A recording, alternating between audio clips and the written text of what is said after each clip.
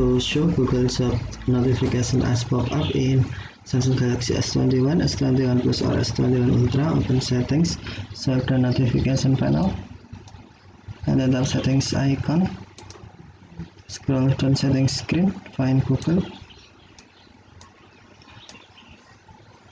and then tap Google Services, and then scroll down screen, tap settings for Google Apps,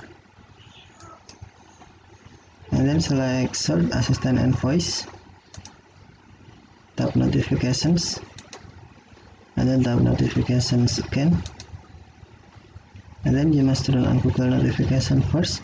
If Google notification is off, tap show notification switch until blue to turn on, and then scroll down screen, find jobs, and then tap jobs,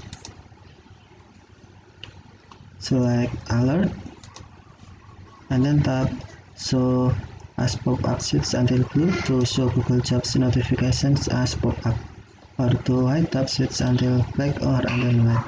Okay, thank you for watching. Have a nice day.